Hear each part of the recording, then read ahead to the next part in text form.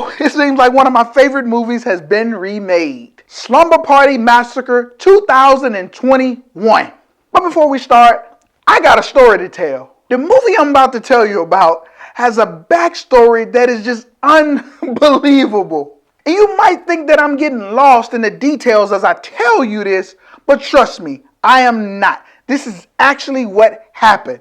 There was this hardcore feminist who wanted to make a rape culture movie. A movie that showed how men neglected women who were sexually abused or sexually assaulted.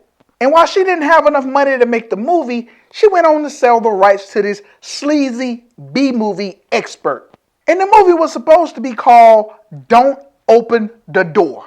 And it was supposed to have a serious tone as it was going to be a serious movie. But the sleazy B-movie expert took slasher plots to illustrate her points. And he went on to pepper in his own ideas into this movie that would make men completely inept. The men were either perverts, useless to women, or the heroes who tried to save the women but ultimately died. Still useless to women. But this sleazy B-movie expert was known for these gratuitous nude scenes in his movies. So he would hire most of these non-actors and substitute them with Playboy models. I mean, many didn't look to be in their teens, but when you're making a slasher movie about Playboy models that die, who needs real-looking teenagers? And eventually the movie would be called Slumber Party Massacre. But it didn't have that ring to it like Halloween or A Nightmare on Elm Street. But this movie knew its audience. I mean, every movie has a killer. Jason Voorhees, Freddy Krueger, Michael Myers. Well, our movie here has Russ Thorn, sometimes called the Driller Killer, sometimes called the Rockabilly Killer, also called Rockabilly Russ, and also called Clive Hochstetter. And there's never a true backstory or establishing name for our killer. They just sort of gave him names and went with it. And he would kill with this long power drill that served as a sort of phallic substitution, if you get what I'm saying. And though he was not mute, Russ didn't speak. This movie did find some underground success because it knew its audience. And that would mean that there would eventually be a sequel. A sequel that would kick off one of the weirdest cinematic universes ever. And between the years of Slumber Party Massacre and Slumber Party Massacre 2, there was a bunch of Freddy Krueger clones popping up in every single movie. And so the sleazy B-movie expert would go and make these Freddy Krueger clones himself. He got in on the action. So by the time we got to Slumber Party Massacre 2, the sleazy B-movie expert turned Russ Thorn into a Freddy Krueger clone. But you'd probably be wondering why. Russ was already an established killer. But you see, since he died in the original movie, they thought that they would try something clever, like bring his spirit back and inhabit this old Elvis rock and roll star. And they would update his power drill by attaching the drill bit to a guitar. And that's how he got the name, the Driller Killer. And just like Freddy, old Russ Thorn could now invade your dreams. And this movie went on to have moderate success because it knew its niche audience. And men in the 80s loved seeing nude Playboy models getting killed. It was just a thing in the 80s. So this success would lead to Slumber Party Massacre 3. And let me guess, you think you know where this story is going? Wrong. So someone in the film crew, unbeknownst to the rest of the crew, went on to film their own version of Slumber Party Massacre 3. So now we have two movies called Slumber Party Massacre 3. And it wasn't like it was a version of a version. No, we had two completely different movies called Slumber Party Massacre 3. So naturally, they had to change one of them's title. In the second version, the rogue version of Slumber Party Massacre 3 was changed to The House of Babes. But that title didn't have a ring to it, mainly because it sounded more like an adult film. So they took this movie and renamed it Sorority House Massacre 2.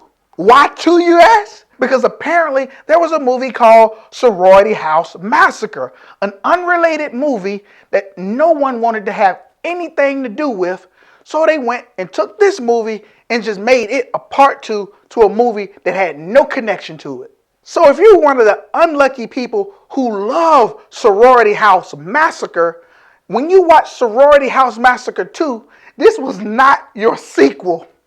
You're probably thinking you can follow along now, right? Nope, you can't.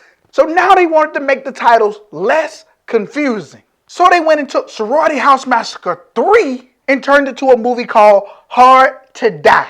But get this, they were still using footage from Slumber Party Massacre 1, 2, and 3. And you probably want to know, why would they do that? That was because Sorority House Massacre 3 was absolutely too short and it couldn't be a movie. So they took Slumber Party Massacre 1, 2, and 3 and added old footage to make this movie longer. They tried to retcon the movie, and if you're following along, they end up using the wrong footage by accident to try to disconnect these movies, and they end up connecting them even more.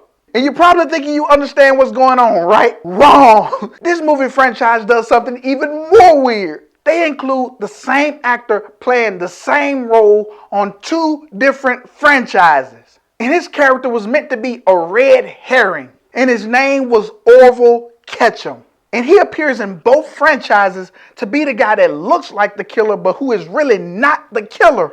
And be mindful, these franchises were trying to set themselves apart. And how do we know that Orville was never the killer? Because he died in them. But unlike most horror movies that kill off the red herring, Orville will return again and again, each time showing more and more damage from the previous event. And the crazy thing about Orville is, while he's never the killer, he always has first-hand information of all the killing that goes down, as if he was right there in the room when it happened. And I get it. Does this make sense? Absolutely not. But is it fun? You betcha. Which brings us to our featured movie of the week, 2021's Slumber Party Massacre. Now this is a sci-fi original. And when I first saw the trailer, I had nothing good to say about this movie. But this movie hits different. And here's why. I was sort of expecting this Black Christmas 2019. And most people who knew the 82 version of this movie knew there was no way it could be the same. And let's be honest, those movies back in 82, they catered to men. They were very male-centric. And those movies prioritized women who were topless, running around in scantily clad clothes, running from a killer. And they would use things like this power drill as a phallic substitute. And you have to understand, this is the 80s and it's very male-centric. A 80s fun, turn off your brain movie so everyone can enjoy. I mean, you get topless, pretty women, Playboy models, a slasher movie, funny dialogue. It's just everything wrapped up into the 80s. So going into this movie, we knew that in 2021, with the Me Too era, that this movie could not stay the same. There was just no chance. But you sort of felt that it would be changing in a sort of way that you wouldn't even recognize the movie. But that was not the case this time. I believe sci-fi knew what we were expecting, and they gave it to us. You would think that they would go the opposite. No, they gave us what we thought what we were expecting, but they did it in a unique way. Now, to be honest, I was expecting this 2021 feminist propaganda stuff, and I sort of got it. I mean, this movie gave us the biggest middle finger, and if you are a hardcore fan of the 82 version, they gave you a big middle finger, but they did it in a tongue-in-cheek way, almost like, wink, wink, you're in on the joke. Sci-fi was really smart about this time. They gave us what we expected, what we feared, but they gave it to us in a manner that says, here's the joke and we're letting you in on it. And they did it in a manner that you knew that they knew the source material. They tried to deviate from it. They really tried to go there and just make fun of the whole experience. And this is the reason why I say that you will enjoy this. For example, this movie is known for its slow motion topless scenes with the Playboy models kind of showering and doing stuff like that or having pillow fights. You knew that they were not going to objectify the women in this movie. In fact, this movie doesn't have one lady part shown in its entirety. But instead, they give us these slow motion montages of these men having slumber parties, having pillow fights, oily chests, shirtless. They are doing this to sort of give us a wink and a nod. And they even show one guy's butt in slow motion. So when you watch this, they reverse it. They're like, ha, we know what you thought you were going to get, but we're going to give it to you something different, but we're going to flip it on his head. So they do sort of go social justice warrior on you, and they do the whole objectifying people, but they objectify the men this time. And it's sort of done in such a fun manner that you're like, okay, I get the joke. You guys win. And you can actually enjoy the movie. But you probably want to know, is this movie any good? And to be honest, this movie checks all of the boxes.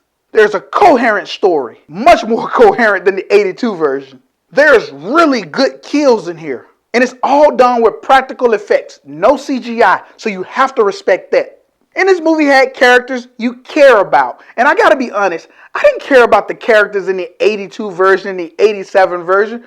No, men just wanted to see topless women run from maniacs. So we got the complete opposite this time. And to be honest, this movie could have not been called Slumber Party Massacre. It could have been called something else. But they knew enough of the source material to change it and to joke around with the audience. And I think everybody that really keyed in and got the joke would laugh about it too. And I say, I welcome this version because it adds to the much convoluted version that's already a very unique franchise. But you just got to know, this is nothing like the original. It's a much safer movie. It's not as risque. There's no nudity, aside from one guy's butt. Just a wink and a nod. And I rate this movie an add to your collection. Because what makes this franchise so interesting is its backstory. The way it's put together. The convoluted timeline and branching off. The weird characters. And this just adds another odd showing to an already weird existing IP. So I hope you have fun with this movie. Watch it and enjoy it.